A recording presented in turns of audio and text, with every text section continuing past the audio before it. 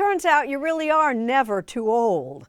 This week, our own Rocca has a new book out. It's called Roctogenarians, and herewith, a preview. How's that? Okay, great. I've done hundreds of segments for this show over the last 17 years. I'm an adrenaline junkie, and without adrenaline, I'd die. And I'll admit it, I prefer more seasoned interview subjects. Did anyone ever accuse you of being a puck hog? Should we go one more? Sure, yeah. Older people just have better stories. I didn't want him to ask me to marry him because I didn't want to say no to Frank Sinatra. I see the Oscar. Yeah. So 11 years ago, I jumped at the chance to interview screen legend Rita Moreno. We first met in 2013 when you were just 81 at that point. Just 81, imagine that. Do you remember any of the moves from America? Oh, sure. And then before I knew it, you were teaching me dance steps. As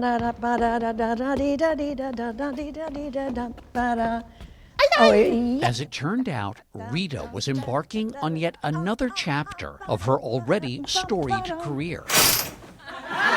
Still to come, starring in a reboot of the sitcom One Day at a Time. Oh, there's Tom. Hit movies like 80 for Brady. I'm taking this one. He's cute. Mara. And fittingly enough, Hold us in your heart. joining the Fast and Furious franchise. And you will never lose your way. Here I am, 92. I want to say 92, so I will. You can cut that out, of course. All right, that's great. I love that. We've been conditioned to think of the last third of life as a time to wrap things up. But more and more we see people like Moreno reaching new peaks instead of packing it in. Really nice. I call these people Roctogenarians, and they're not new. Retirement's just not for me. I believe that a man will rust out quicker than he'll wear out. Take Harland Sanders, who was 66 and living off Social Security when he hit the road to peddle his secret recipe of 11 herbs and spices to restaurant owners. By the time Colonel Sanders was 74, Kentucky Fried Chicken had 900 locations worldwide.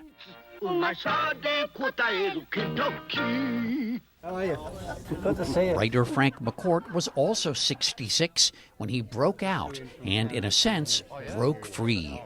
For years, this high school English teacher had wondered if his story was even worth telling. Worse than the ordinary miserable childhood is the miserable Irish childhood, and worse yet is the miserable Irish Catholic childhood. His memoir, Angela's Ashes, became a literary sensation. I had to get it out of my system. I would have died howling if I hadn't written this book. For some Roctogenarians, dying without regrets means taking care of unfinished business. Queen guitarist Brian May went back to school to finish his PhD in astrophysics at age 60. It's all about intuition and passion and determination. I just never got a break. Diana Nyad first attempted to swim from Cuba to Florida when she was 28. 3 decades later, she tried again, and again, and again, until finally completing the journey at 64. You're never too old to chase your dreams. That's right. 1 second. Roctogenarians don't rest on their laurels. They're too in it to spend their days looking backward.